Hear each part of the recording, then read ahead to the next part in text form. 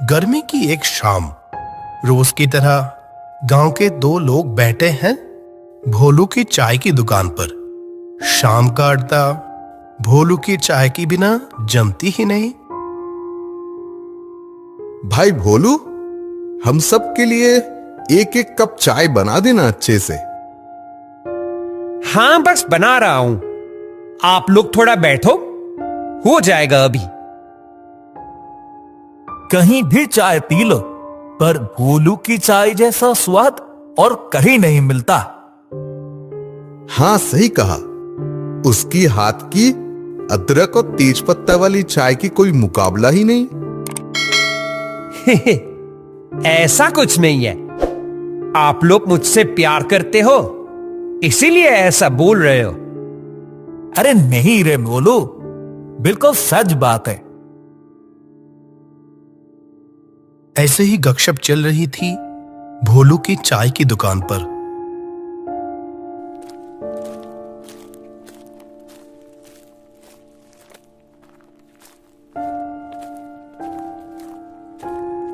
अरे वो देखो, मास्टर जी आ रहे हैं।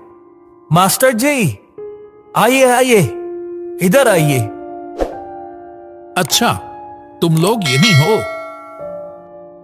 हाँ, हम सब यही हैं आज। इस गर्मी के समय दिन भर की मेहनत के बाद भोलू की दुकान की चाय तो पीनी ही है। भोलू, मास्टर जी के लिए भी एक कप चाय बना दे, सब साथ में पिएंगे। हाँ, वो चाय बनाए, तब तक हम लोग बातें शुरू करते हैं। क्या कहते हो?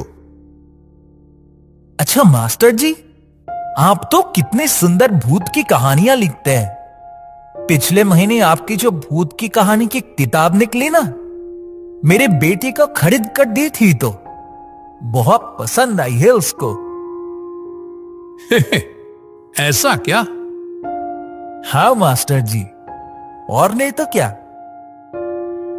अच्छा, आपने अपनी जिंदगी में सच में कभी भूत देखा है? हाँ हाँ, बताइए ना, देखा है? भूत? हाँ, देखा है। देखा है तो बताइए ना वो कहानी। अभी चाय पीते पीते भूत की कहानी सुनने में बहुत मजा आएगा।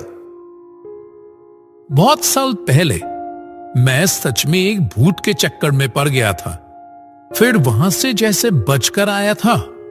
वो भी एक अजीब कहानी है। वही कहानी तुम लोगों को सुनाता हूं आज। सुनो। हाँ हाँ मास्टर जी, बताइए बताइए। तब मैं इस बिलासपुर गांव में नहीं आया था। गोरखपुर गांव में प्राइमरी स्कूल का हेडमास्टर था।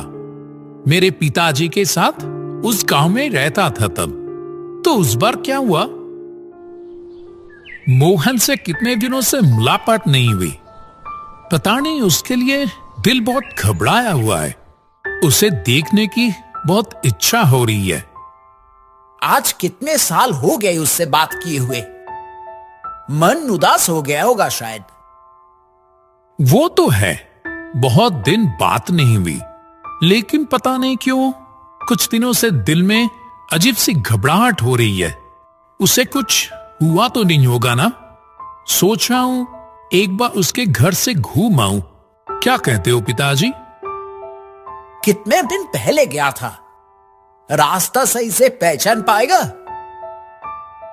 हाँ, क्यों नहीं। बचपन से वही तो कितने साल बिताए हैं।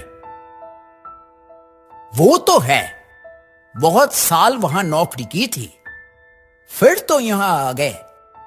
ठीक है, तेरा जब दिल कर रहा है, जा घूम के आ।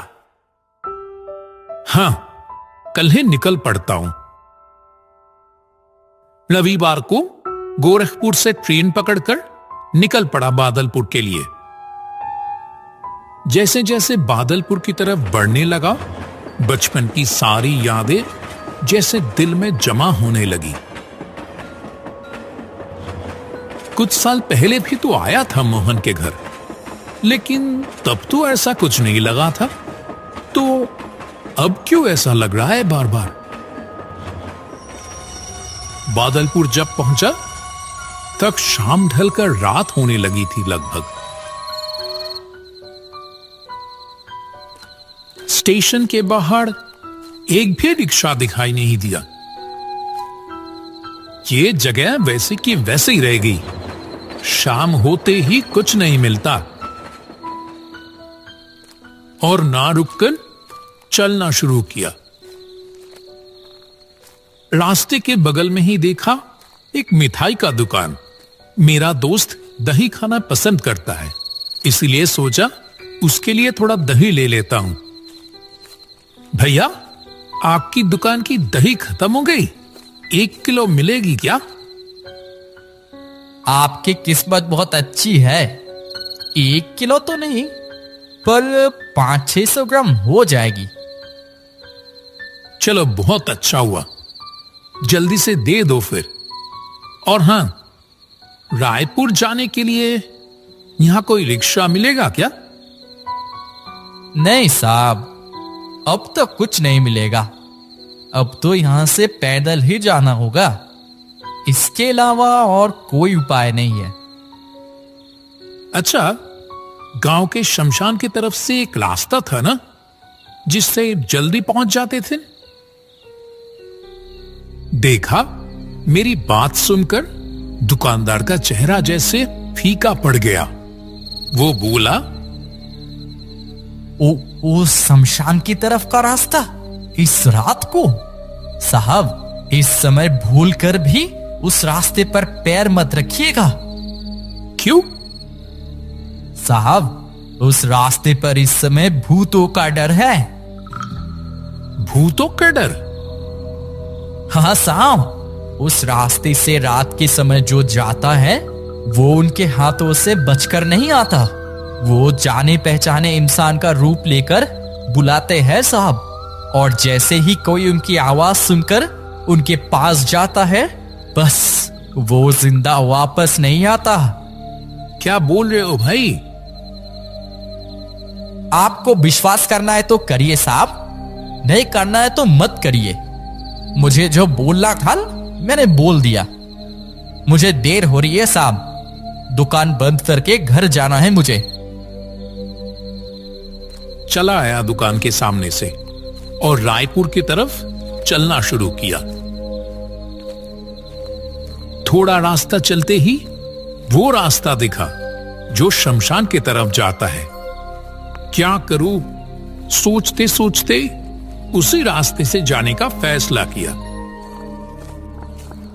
इधर उधर की बातें सोचते सोचते पता नहीं कब शमशान के पास आ गया। वो सामने दिख रहा है शमशान, चारों तरफ अंधेरा छाया हुआ है, चिता पड़ी है और अजीबोगरीब आवाजें आ रही थी। पल भर में जैसे रूह कांप उठा मेरा।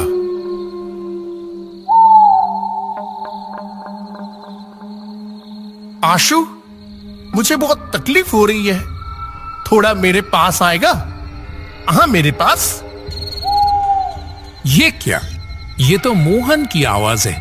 मोहन यहाँ क्या कर रहा है? आशु, बहुत तकलीफ हो रही है रे। मोहन, मोहन, कहां है तू? तेरे पीछे। पीछे मुड़ते ही देखा, ठीक वही बड़गद के पेड़ के नीचे सिर झुकाकर बैठा है कोई। मोहन, मोहन, क्या हुआ तुझे? यहां क्यों बैठा है? कोई जवाब नहीं आता। मोहन, क्या यहां ऐसे क्यों बैठा है?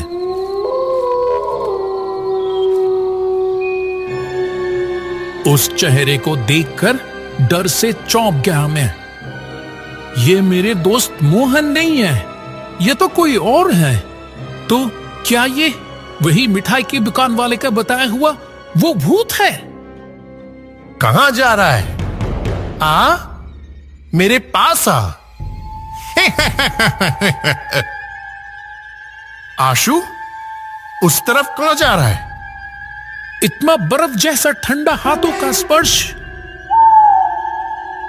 मोहन, तू यहां वो वहां वो कौन था? कहां कौन? तू इधर आ, हमारे घर जाने के लिए आया है ना? चल चल मेरे साथ। मोहन, तू इस समय इधर कैसे आया? बाजार गया था तू आएगा इसीलिए थोड़ी खरीदारी कर ली। मेरा दोस्त आ रहा है इतने दिनों बाद। चल चल, अब चलते चलते बात होगी। और ये सब्जी का थैला पकड़। अरे मोहन, मैं आऊंगा ये तुझे कैसे पता चला?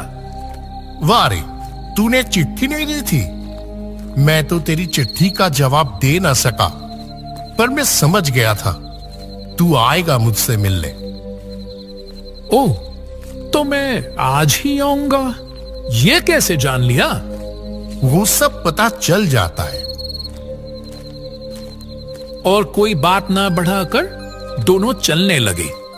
लेकिन मोहन बहुत देर से देख रहा हूं कि मेरे साथ साथ ना चलकर मेरे पीछे पीछे आ रहा है। क्या रे मोहन, पीछे पीछे क्यों चल रहा है? पास आना, साथ चलते हैं। अरे ठीक है, चल ना, मैं आ रहा हूं तो। चलते चलते मोहन के घर आ गए। मोहन बोला, तू अंदर जा आशु। तू कहां जा रहा है? घर नहीं आएगा क्या? मोहन थोड़ा मुस्कुराकर कुछ देर तक जैसे जी भर के मेरी तरफ देखता रहा। फिर मुझे बोला, तू जा आशु, मैं अभी आता हूं। मैं घर जाकर दरवाजा खटखटाया। मोहन के पिताजी बाहर आए। चेहरा बहुत दुखी दुखी सा दिख रहा था।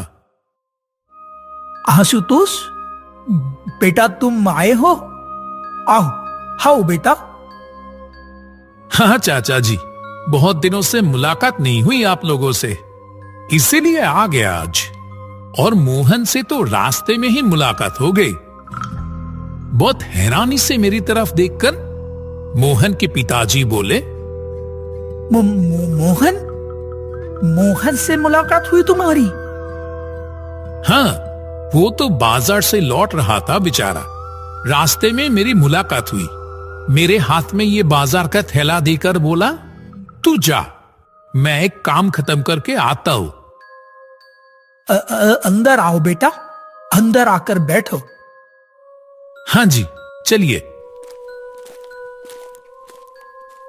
घर के अंदर आकर बैठते ही कमरे में टंगी हुई तस्वीर पर नजर पड़ी मेरी। तस्वीर देखकर चौंक गया मैं। ये तो माला पहनाई हुई मोहन की तस्वीर। चाचा जी, मोहन की तस्वीर? हाँ बेटा, 1.5 महीने पहले ही तुम्हारी चिट्ठी मुझे मिली थी बेटा, लेकिन बता नहीं पाया। फिर उस दिन बादलपुर स्टेशन के पास से लाइन पार होते समय ट्रेन के नीचे आके मेरे पैरों तले से जैसे जमीन खिसक रही थी ये सब बातें सुनकर। तो मेरे साथ इतने देर जो चल के आया ना, हाँ मोहन ही तो था। तो क्या वो सब मेरी आंखों की भूल थी? नहीं बेटा, भूल नहीं थी शायद। तुम लोग बचपन का दोस्त हो। मोहन तो तुमसे बहुत प्यार करता था, इसीलिए तुम आए हो देखकर शायद आखिरी बार के लिए तुमसे मिलकर गया। साथ ही देखा, खिड़की के पास से एक काली साया जैसे हट गई।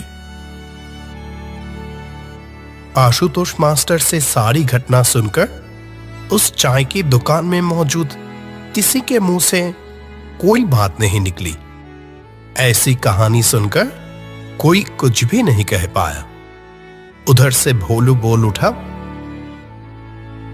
ये लो साहब, आप सबकी चाय तैयार है, लो पी लो।